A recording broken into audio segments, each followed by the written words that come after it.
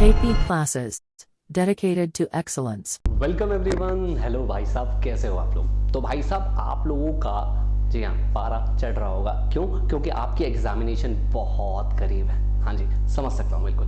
और इस समय पे जब आपकी इकोनॉमिक्स में बहुत ज़्यादा तैयारी नहीं हुई है, आपका कॉन्फिडेंस नहीं आ रहा है, तो भाई साहब ये एग्जाम बूस्टर कोर्स, जी हाँ, आपका स्कोर बूस्टर कोर्स आपको हेल्प करने वाला है। सर, इस एग्जाम या स्कोर बूस्टर कोर्स में क्या कुछ मिलने वाला है? खासकर अगर हम पहले इकोनॉमिक्स की यहाँ बात कर लें तो इकोनॉमिक्स में क्या कुछ मिलने वाला है? भाई सब कुछ, सब कुछ।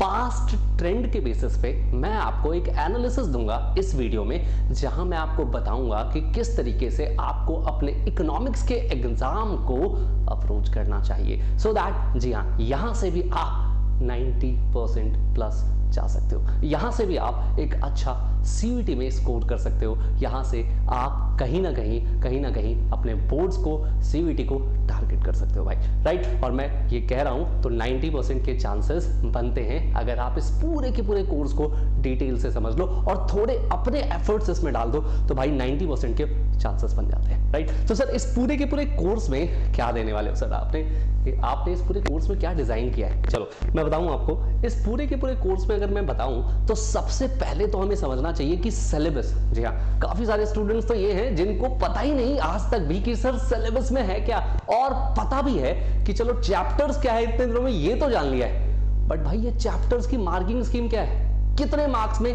कौन से चैप्टर्स पूछे जा रहे हैं, क्वेश्चन की तो छोड़ ही दो जी। तो देखिएगा, इसमें अगर हम बात करें तो जैसा आप जानते हो कि आपके इकोनॉमिक्स को हम लोगों ने दो पार्ट में डिवाइड कर रखा है, राइट। जिसमें पार्ट ए आप देख सकते हो, हम लोग यहां बात करते हैं मैक्रो इकोनॉमिक्स की, और पार्ट बी में हमारे पास है इंडियन इकोनॉमिक डेवलपमेंट। तो सर, क्या आप सिर्फ इकोनॉमिक्स में मैक्रो इकोनॉमिक्स डील करोगे या फिर इंडियन इकोनॉमिक डेवलपमेंट भी? भाई दोनों, भाई दोनों।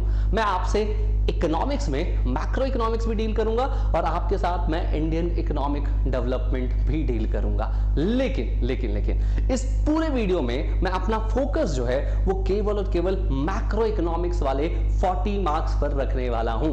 और इसके बाद वाले सेगमेंट्स में आप देखोगे कि हम इंडियन इकोनॉमिक डेवलपमेंट जैसे पोर्शन को, जो कि आपको याद करने में मुश्किल लगता है, उसे भी डील करने वाले हैं, राइट। तो अगर मैं बात करूं, देखिए मैक्रो इकोनॉमिक्स में सबसे पहला चैप्टर या सबसे पहला यूनिट जो है वह आपके पास वो क्या है? National income and related aggregates. तो आज ही याद कर लो भाई, नेशनल इनकम का मतलब क्या है? NNP at FC, right. और इसके अलावा जितने भी रिलेटेड एग्रीगेट्स है, GDP at MP, NNP at FC, है ना, जीडीपी मतलब कुछ भी भाई, कुछ भी, चाहे वो नेशनल हो या फिर वो ग्रॉस हो, कुछ भी हो भाई, वो सारी चीजें वो रिलेटेड एग्रीगेट्स हैं। तो national income and related aggregates, ये पूरा चैप्टर आपके पास आता है 10 मार्क्स का, जी हाँ, 10 नंबर का सेकंड हाईएस्ट वेटेज वाला चैप्टर है, राइट। इसके बाद अगर आप सेकंड चैप्टर पे आ जाओ तो second chapter is about money and banking. Actually में ये दो चैप्टर है, एक तो मनी का चैप्टर है, दूसरा बैंक का चैप्टर है, बट ये एक ही यूनिट है जिसमें हम लोग मनी की बात भी करेंगे और बैंक की बात भी करेंगे। और ये टोटल जो चैप्टर है वो हमें देखे जाएगा 6 मार्क्स फॉर फ्री। बहुत मेहनत नहीं है भाई, इसके अंदर अगर आप 3 से 4 क्वेश्चन ठीक से पढ़ लो ना तो आपके 6 के 6 नंबर हो सकते हैं। ये बूस्टर कोर्स आपको इसी चीज में हेल्प करेगा कि आप 90 के क्लोज, 95 के क्लोज कैसे जा सकते हो, राइट। अगर आपने तैयारी अच्छी कर रखी है, जी हाँ, 95% प्लस भी आ सकते हैं। लेकिन अगर ऐसा है कि बहुत ज्यादा तैयारी नहीं हुई है तो भी ये कोर्स आपको 90 के आसपास तक लेकर के जा सकता है बच्चों। फिर आता है सर सबसे भयंकर और सबसे ज्यादा वेटेज वाला chapter, that is determination of income and employment. जी हाँ, 12 मार्क्स के लिए चैप्टर आपके पास, जहां पर हम लोग determination of income and employment, एक तो बताऊं, एक मैं आपको बता सकता हूं कि इसके अंदर एक तो न्यूमेरिकल क्वेश्चन है जो 100% आता ही आता है। देखो, नेशनल इनकम का न्यूमेरिकल तो आता ही आता है, बट साथ के साथ इस चैप्टर का भी न्यूमेरिकल आता है। तो अगर आप ठीक से ना सिर्फ 2 न्यूमेरिकल पढ़ करके जाओ ना तो आपके 12-13 नंबर तो यूं ही आ जाएंगे भाई। 80 में से 12-13 नंबर अगर आपके यूं ही आ रहे हैं तो आई डोंट थिंक कि गलत चीज है भाई। बहुत कम एफर्ट्स में आप अच्छे मार्क्स ले लेते हो, राइट। चलिए, उसके बाद है गवर्नमेंट बजट एंड इकोनॉमी। भाई देखो, बजट का चैप्टर छोटा सा है और बहुत बहुत सिलेक्टिव क्वेश्चंस आते हैं। सर, गवर्नमेंट बजट में से 6 मार्क्स का आपका आने वाला है। बैलेंस ऑफ पेमेंट, ये भी आपके पास 6 मार्क्स का आने वाला है। ऐसे पूरी आपके पास जो ये मैक्रो इकोनॉमिक्स बनती है 40 मार्क्स की बन जाती है, राइट। जैसे मैंने आपसे कहा कि जो सेकंड सेगमेंट है उसके लिए आपके पास आएगी दूसरी वीडियो, आप उसको फॉलो कीजिएगा। लेकिन अभी हमारी सारी बातचीत किसके ऊपर होगी, सिर्फ और सिर्फ मैक्रो इकोनॉमिक्स के ऊपर। चलो डिटेल में समझते हैं किस तरह के क्वेश्चंस ये लोग पूछते हैं हमसे हमारे एग्जाम में। हाँ जी, सबसे पहले तो आप ये तैयारी रखो कि किस तरह के क्वेश्चंस पूछे जाने वाले हैं, किस तरह के क्वेश्चंस पे हमें बहुत अच्छे से काम करना है और कैसे क्वेश्चंस हैं जिनको हम छोड़ सकते हैं। ये समय बिल्कुल भी ऐसा नहीं है जहां पर आप सब कुछ पढ़ने बैठे हो, यहां बहुत सिलेक्टिव होना पड़ेगा।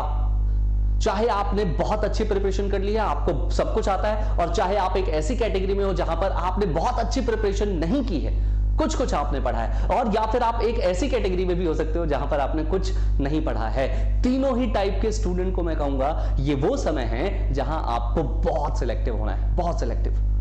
तो भाई इस सिलेक्शन में ये आपको हेल्प होने वाली है बच्चों यहां से, राइट। तो टाइप्स ऑफ क्वेश्चंस की बात करें, जैसा आप जानते हो कि पूरे इकोनॉमिक्स में आपके पास 20 क्वेश्चंस होंगे जो एमसीक्यूज के आने वाले हैं, राइट। इन 20 क्वेश्चंस में से जो 10 क्वेश्चंस होने वाले हैं वो मैक्रो इकोनॉमिक्स के हैं, और बाकी के जो 10 क्वेश्चंस होने वाले हैं वो इंडियन इकोनॉमिक डेवलपमेंट के हैं। तो यहां पर इन 20 क्वेश्चंस में से अगर आप देखोगे तो आपके पास मैक्रो के सिर्फ और सिर्फ 10 क्वेश्चन ही होने वाले हैं, राइट। यहां पर अगर मैं मैक्रो की बात करूं तो मैक्रो में मेरे पास 10 क्वेश्चंस ही होने वाले हैं बच्चों, राइट। इन 20 में से मैक्रो है हमारे पास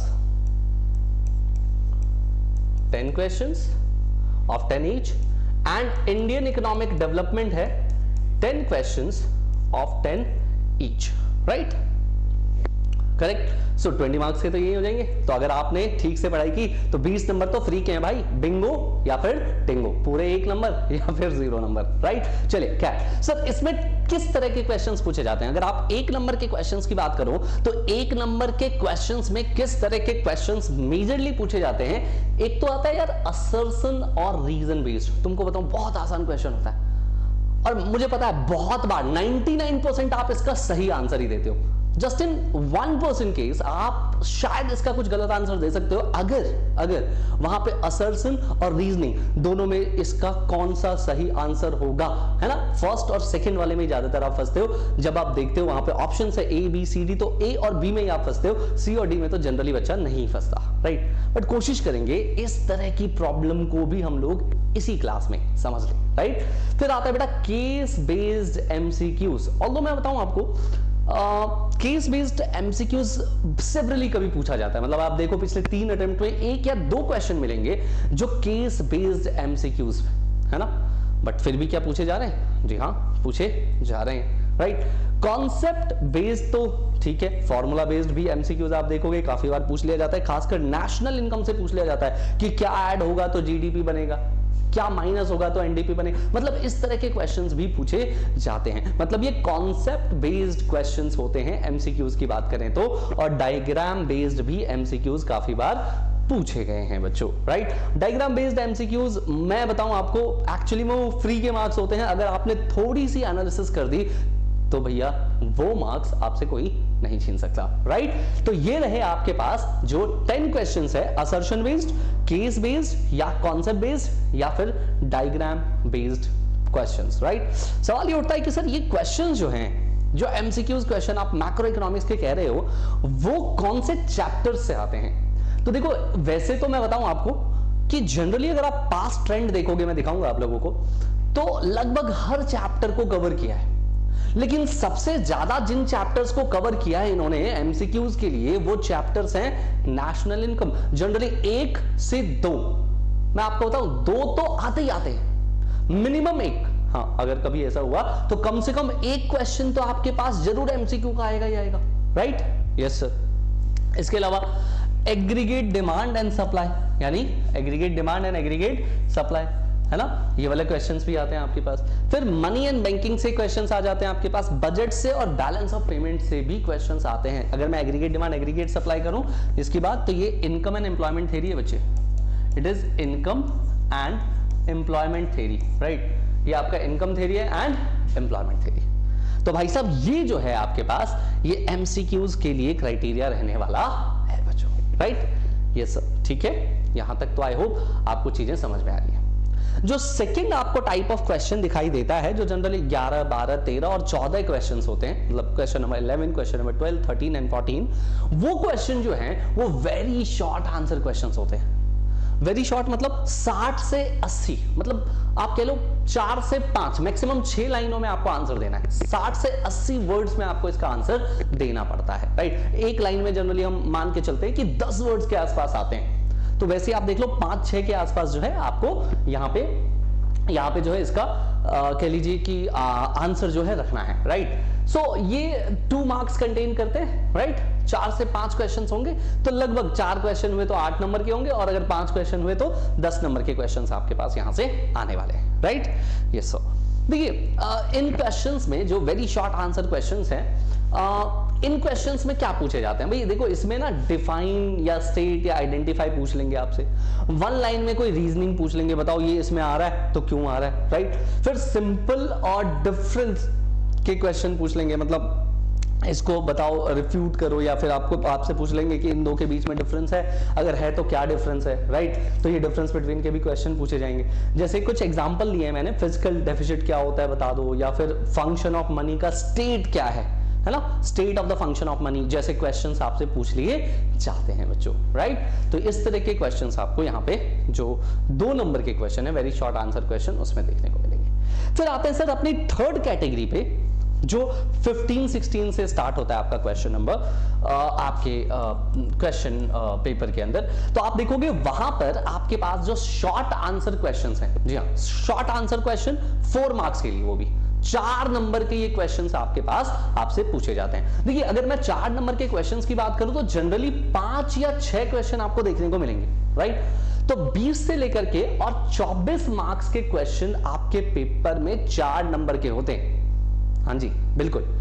क्वेश्चन के टाइप्स, भाई देखो यहां पर 120 वर्ड के आसपास आपको लिखना पड़ता है, मतलब 10 से 12 लाइनें आपको यहां पर लिख के देनी पड़ती हैं। 100 से 120 वर्ड आपके पास होने चाहिए।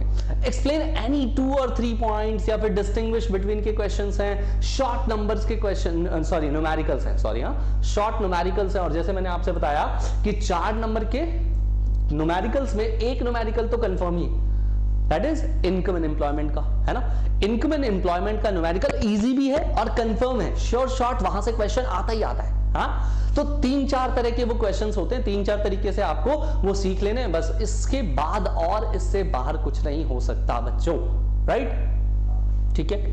देखिए काफी बार अभी जो रिसेंट ट्रेंड देखने को मिला है उसमें डायग्राम बेस्ड क्वेश्चंस भी हैं, या एक्सप्लेनेशन बेस्ड क्वेश्चन कह लीजिए। डायग्राम बेस्ड क्वेश्चंस हैं या एक्सप्लेनेशन बेस्ड क्वेश्चंस आपको बहुत देखने को मिलेंगे, राइट? सर ये बताओ कि कौन से चैप्टर से ऐसे क्वेश्चन आते हैं? वैसे तो मैं बता दूं आपको बहुत फ्रैंकली कि ना इस पर्टिकुलर सेगमेंट के लिए सारे ही चैप्टर्स एलिजिबल है, सारे ही चैप्टर से यहां से क्वेश्चंस आते हैं। लेकिन फिर भी बहुत कॉमन अगर आप देखो तो नेशनल इनकम का क्वेश्चन यहां मिल जाएगा, गवर्नमेंट बजट का क्वेश्चन यहां पर आपको मिल जाएगा, ठीक है? ये क्वेश्चंस आपको यहां पर मिल जाते हैं। अपार्ट फ्रॉम दिस अगर हम आगे बढ़ते हैं तो लॉन्ग आंसर क्वेश्चन पे आ जाइए बच्चों। देखिए लॉन्ग आंसर क्वेश्चन भी कुछ ऐसे ही होते हैं, लगभग जैसे मैंने आपसे कहा कि लॉन्ग आंसर क्वेश्चन की अगर हम बात करें तो ये 6 नंबर के क्वेश्चंस हैं, और ये 4 या 5 क्वेश्चन आ रहे हैं तो ये 24 से 30 नंबर के क्वेश्चंस होंगे आपके पास, राइट? अब ये क्वेश्चन जो है ना वो हमारे पूरे के पूरे क्वेश्चन पेपर में डिसिसिव है, ये डिसाइड करेंगे कि आप 90s में जा रहे हो या नहीं जा रहे हो। और ये अगर आंसर बहुत एप्ट हुए ना बेटा तो ही आपको पूरे मार्क्स मिलेंगे या एक आध नंबर कट के मिलेंगे। लेकिन अगर आप उसमें कुछ भी अपनी मर्जी से लिख करके आते हो, ये ध्यान रखिएगा 3 से ऊपर मार्क्स नहीं मिलेंगे आपको, है ना? मतलब उसके आजू बाजू हो तो, बट ठीक है 3 नंबर भी उन बच्चों के लिए जिन्होंने बहुत प्रिपरेशन नहीं किया है, मैं उसके लिए कह रहा हूं कि एक डिसेंट मार्क्स है। मतलब आपको ये 6 नंबर वाले क्वेश्चन किसी भी सिचुएशन में छोड़ने नहीं चाहिए। मुझे तो ऐसा लगता है कि एमसीक्यूज करने के बाद अगर कोई अच्छा बच्चा है तो पहले वो 6 नंबर के क्वेश्चंस को अच्छे से डील करे, है ना? तो खैर ठीक है, वो बाद में हम बात करेंगे कि क्या करना चाहिए, एग्जामिनेशन की स्ट्रैटेजी क्या होनी चाहिए, कि एग्जाम रूम के अंदर आपको जाकर के क्या करना है, इसके लिए हम अलग से बात करेंगे। ठीक है जी, चलिए टाइप, अगर क्वेश्चन के टाइप्स की बात करें तो यहां पर आपके पास थ्योरी एंड डायग्राम, इन दोनों तरह के क्वेश्चंस होंगे। जी हाँ, आप देखोगे मैं कुछ क्वेश्चंस आपको कराऊंगा अभी जो डायग्राम बेस्ड है। डायग्राम दे दिया और बताया, उसमें कुछ क्वेश्चन पूछ लिया उसके बेसिस पे, या फिर कोई एक थ्योरी, कोई एक पैराग्राफ दे दिया, किसी न्यूज़पेपर की कटिंग है वो, और उसके बेसिस से आपसे कुछ क्वेश्चन पूछ रहे हैं। अच्छा, ये कोई चैप्टर बेस्ड नहीं है, this is on the basis of what, the knowledge. Yes, आपकी नॉलेज के बेसिस पे है। आपने जो नॉलेज लिया है, आपने जो इकोनॉमिक्स में पढ़ा है, अभी तक जो झंडे गाड़े हैं भाई, इसके बेसिस पे।